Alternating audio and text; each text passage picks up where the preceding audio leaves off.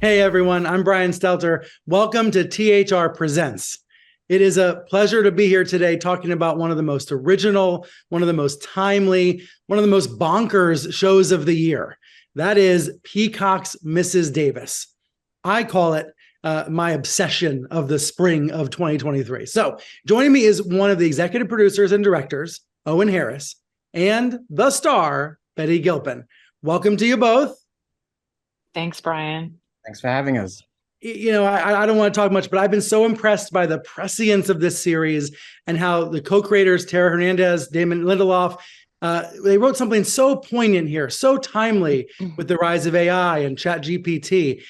This is something we're all talking about, and this show nails it. So let's dive in and talk about the themes of the show. Owen, first to you.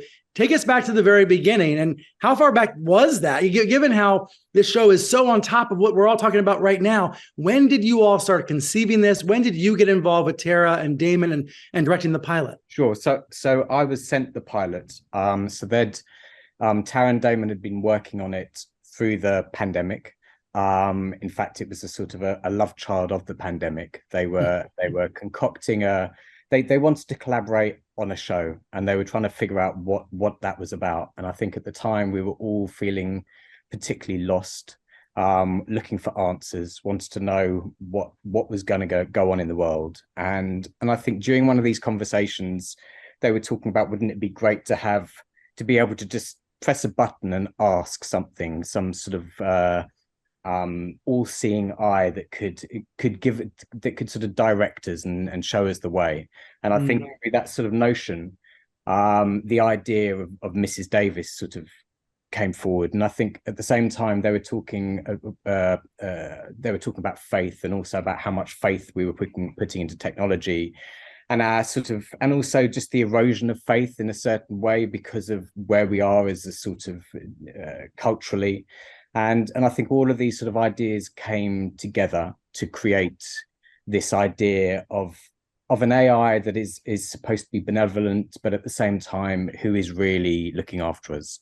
And I think from that as well came forth this idea of sort of parenting, and the relationship between Simone and her mother. And I think, funnily enough, for me, in this whole conversation about AI at the moment, it's that theme of parenting that feels to be the thing that keeps on coming up, because I think that as much as we should be sort of concerned about the rapid sort of development of artificial intelligence, it's still, it's not so much the artificial intelligence that I think we should be worried about. It's still us. We're the ones supposedly in control of it. And I think it all comes down to sort of good parenting. And are we going to be good parents? And because the personality of this AI is going to come from us. So I think that those two themes, both of the AI, but also of the relationship, the mother-daughter relationship, the idea of our relationship with our parents and people who are there to guide us, which in the past that would be religion. It became science. It's now become technology. And just the shared responsibility of all those things and how we interact with them all, I think. So I was sent a pilot. So I was brought in at that stage, and I read it. I thought it was genius and mind-blowing and incredibly original, and all the things you said at the beginning, like bonkers, and also just really refreshing and original, but also felt incredibly timely. And at the time, that was to do with how we were feeling during the pandemic, but also having a show that felt optimistic and joyful felt really needed. And then I guess, but ultimately we've discovered the most timely thing about it is how it was dealing with AI and what it was saying about AI. And that's been it's just landed in this zeitgeist, I think, which is really interesting. Yeah, it's so human while exploring AI. Betty, did you have any sense that maybe this show was going to be as relatable in today's climate as it has ended up being? Well, even when we were filming 6 months ago, ChatGPT wasn't as much a part of our headlines and dinner table conversation as it is now. It felt to me way more niche of a thing than it is right in this second. But even with that, I as a parent in real life myself think a lot about our dependence and addiction to the internet. And in with Simone's relationship with her mother and Mrs. Davis, and with Wiley and Jay, I think that I think about this as a parent that I look back on my own life and realize the moments that really shaped me and made me who I am were moments where I didn't have the answer right in front of me, or I had to sort of existentially fumble myself and kind of wade through a gray area to get to an idea or a conclusion that I came to on my own. But it was times of risk and vulnerability, and probably times where if my parents knew everything that was going on, would have wanted to protect me from that moment. And I think it's natural for humans to want a workaround to risk and vulnerability. And having something like this that's in your pocket all the time, giving you the answer that you want, or wish fulfillment, or everything's going to be okay, or distraction, or building you up, making you feel like you're God in your own life. It's an understandable want as a person. And I think sadly, it's also tampering with the things that make us human and make humanity beautiful and complicated. And, I think that is harder to explain to an AI, but, the connection between people, or the moment where you don't know if the person loves you back, or the risk of losing someone who you love, or them betraying you. These are kind of the invisible, intangible things that make humanity beautiful and beautiful to write about. And I think our show does that pretty beautifully. I think it does too. I mean, it's given me so much to think about.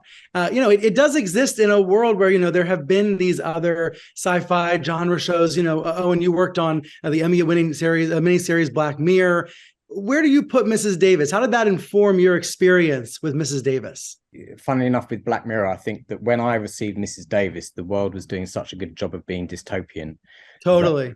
Felt like it needed, so then when a script like, a project like Mrs. Davis comes along that does have a lot of humanity and joy and optimism, even though it's doing that within these sort of much sort of deeper, graver sort of subjects and questions that we're asking ourselves at the moment, it was just tackling it with such levity that allows you to sort of look at it without sort of necessarily freaking out.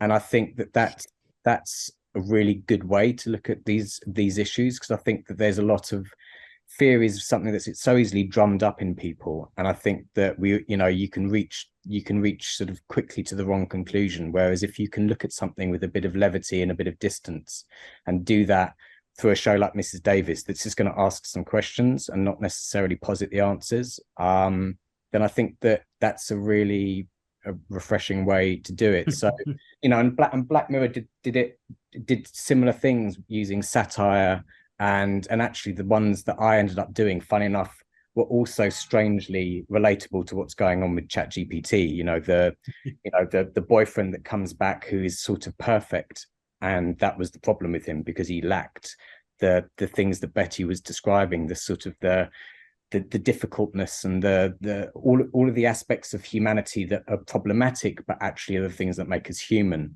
And they're the things that will get stripped away the more and more we try and perfect our world through something that's artificial and that will be telling us that this is the perfect path to go down.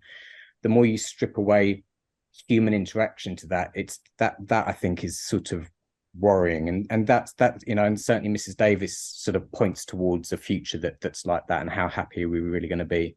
So the Black Mirrors I worked on were always slightly lighter in a way, but nothing quite as sort of joyful and absurd and bonkers as Mrs. Davis. I'm glad you brought that up. I mean, there's a long history, right, in Hollywood of helping people think through the consequences of technology and changes in society. And that's what Mrs. Davis helps do. But as you mentioned earlier, there's also an optimism, right? A bright side to AI that comes through, a joy that comes through. Betty, talk to us more about that, about, bringing that to life. And, I guess I wonder, do you believe it would bring world peace, or are you still on Sister Simone's side? Well, I mean, I think it's really up to us. I think the reveal of the show is that, Mrs. Davis isn't this um uh kind of ominous other, this HAL supercomputer that has its own evil thesis statement. And it's not, Mother Teresa, it's a robot puppy, just kind of this sort of pretty simple, sort of stupid thing, just giving us what we want. Yeah. And isn't smart enough to have a thesis statement. It's a machine. So it sort of asks the scarier question, well, what is our thesis statement? Like, if it's reflecting us, what is it that we want to do? What's our value system as humans? And I think,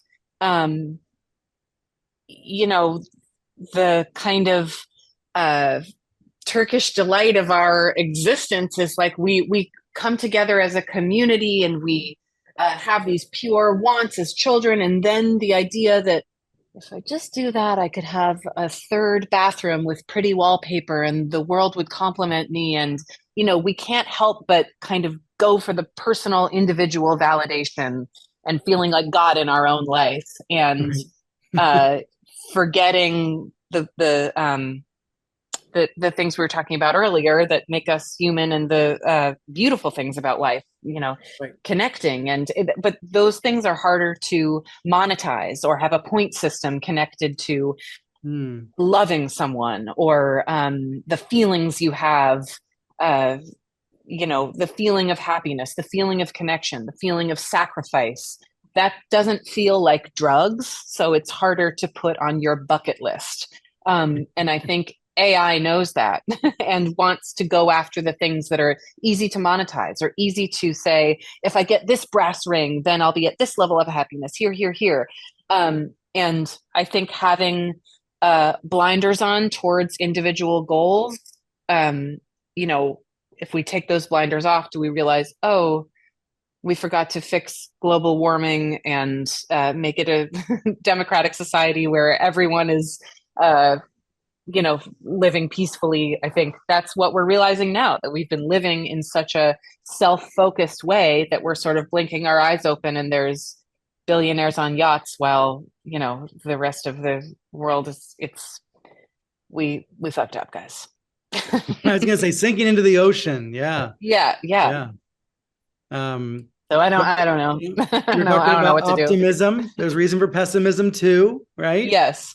But I love that our show is so joyful. I think that, it's easy I feel like there's this trend now where you sit down on the couch and decide what to watch, and you think, I can either engage with the truth in an intelligent thesis statement and feel very depressed, or I can zone out and experience joy and be entertained, but disconnect from the themes of today. And I think our show and Damon and Tara's writing is so good at kind of hiding their vegetables and encasing the thesis statement in a farcical cloak. Let's talk about the writing of the ending, of the finale, of the crazy twist of Mrs. Davis just being code from a Buffalo Wild Wings app. Oh, and when you read the script, when you directed the finale, when you read that script, when you saw that twist, what did you think? They confessed to that very early on in the process. So they sent me the pilot with no explanation. So I read the pilot completely blind. I had no idea what this show is about. And I read it, and I just remember thinking, what on earth have I just read? But it's genius. And then when the very initial conversations, they gave away some of the big key twists that so they were baked in right from the beginning. Cool. Which made it really, and also it helped me really make sense of how to tell this story, right, and how to deal with the absurdity of it, because ultimately the absurdity of the story and the quest that Simone goes on is all building towards this final reveal, where you find out just how ridiculous this all-seeing, all-powerful AI actually is, and it makes sense of all of the crazy little twists and turns and pivots the story makes along the way. So so they told me about that at the beginning, and this idea of customer satisfaction being our holy grail. Yes. that was just such a genius sort of twist that it, and also it just speaks a lot to sort of like this idea of faith as well. I think about blind faith and how we're also willing to sort of like, if we've got a problem, click on our phones and type it in and be relatively happy with one of a few suggestions it's going to throw back at us. And it's that sense of blind faith that it's questioning. But at the same time, I love the part of the ending where, you know, we've spent this entire show, you know, going on this ride with Simone and pulling for her and wanting her to succeed on this quest, and ultimately her goal is to turn off Mrs. Davis. But at the moment where it happens in the finale, right at the end, there is a tiny part, certainly of me, and I think of most people, that's thinking, do you really want to turn it off? Maybe part of that for me was sort of like, because it would have been nice for a second season to not turn Yeah. but it was also that idea that we're not going to conclude it with a sort of like, yes, Mrs. Davis is bad, and yes, because look at what it's done even for Simone's journey. In a way, it gave her a quest, and you know, and I think that that's sort of the balance we want to try and strike with AI.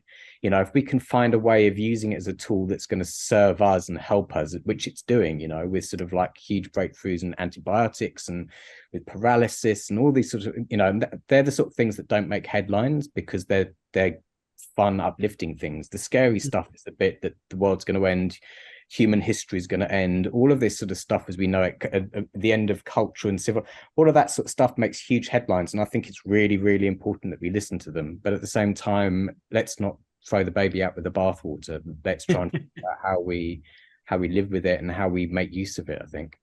I was with a bunch of AI folks a few days ago, and it's like 1 minute they're talking about the world ending in 5 years, and the next minute they're talking about people living forever, human beings never dying. You know, it's like we have this crazy range of scenarios that we all seem to be living in right now. I'm going to brag on your all's behalf, okay? Like 90% plus on Rotten Tomatoes, incredible critical response. I wonder, Betty, if you've heard from fans and it's helped change how you thought of the show, like, or how you've thought about the themes of the show. Has the reaction made you think differently about Mrs. Davis? I'm too neurotic to read anything or engage much with reaction of people I don't know, but people, okay. People you know. Yeah, yeah. I mean, it's been wonderful. You know, I've been in a lot of things that people don't like, so it's so nice to be in something that people like. But it was such a particularly special and inspiring experience in the making of it. I just felt so, you know, for like the first 10 years out of college, I did mostly theater, and then I would do like an episode of whatever show shot in New York at the time to kind of pay my bills. And a lot of times the directors of said episodic shows, because of the nature of those kind of shows, they were just such fast moving machines, like Law and Order, that kind of thing. The directors didn't have much time for, you know, number 23 on the call sheet being like, this is the journal I wrote about the backstory of my character. And they're like, we're dealing with a crane shot. It's a night shoot. Please go away. Yeah. And this experience, you know, working with Owen and working with Alethea Jones and Fred Toye, it really felt like, honestly, working on a play on a really big, strange scale. But everybody was so invested in every syllable of every backstory, and even, you know, down to the props department. It was, every department was nerding out to the highest extent in the best way. And I think it completely shows up in the show that it was just every person's passion project. So, you know, while the Rotten Tomatoes score is so exciting, it's like, it will never compare to the feeling of how it felt to make it. Nothing can touch that. Thing. I love it. Before we go, I'll ask you the kind of question I would have asked if we were doing this on CNN, on my old stomping grounds. AI is, you know, being debated all throughout the entertainment industry. So, Owen, do you first. What's the ideal scenario moving forward? Because this technology is not going away. Yeah, you mean for the industry or just for everyone? For the industry.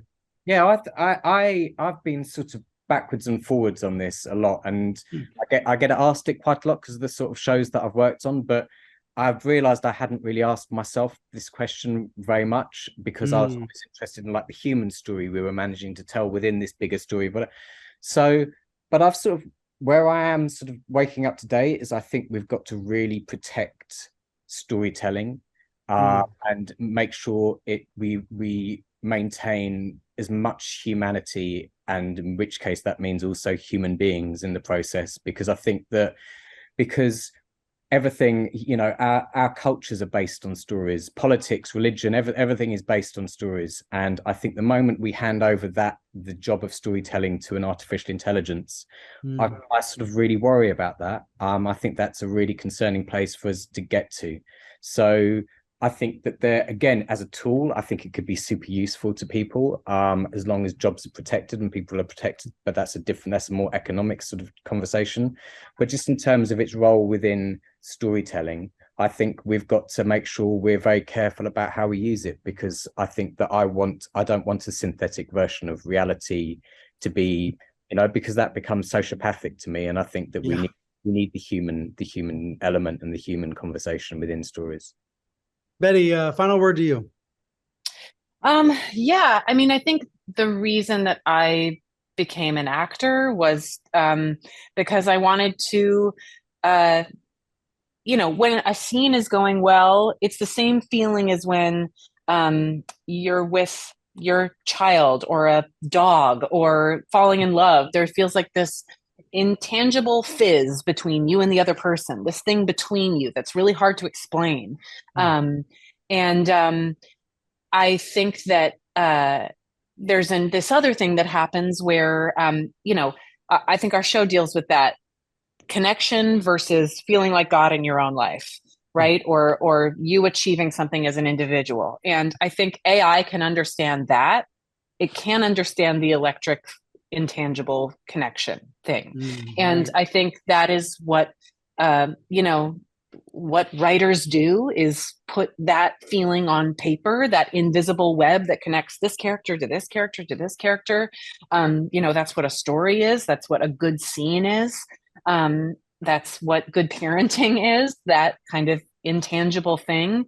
And again, it's hard to monetize or put into a capitalist structure or explain, but it's, the reason that I do this and the reason that I had a kid is to continue that feeling and perpetuate it. So I think that, let's use AI to fix global warming and cure disease, and then let's put it away and keep connecting with let's each make other. sure it helps all of our children and not hurt them. Yes. Look, these insights, they've made me want to go back and rewatch the series from the beginning. So Betty, Owen, thank you both so much. Thanks, Brian. Thank you. Thanks for talking with me. Congratulations on the series. And thanks to our partners at The Hollywood Reporter as well. As a reminder, if somehow you haven't watched, or you're like me, you want to rewatch, you can check out all 8 episodes of Mrs. Davis on Peacock now. Thanks so much. Woo-hoo. Thanks, Brian.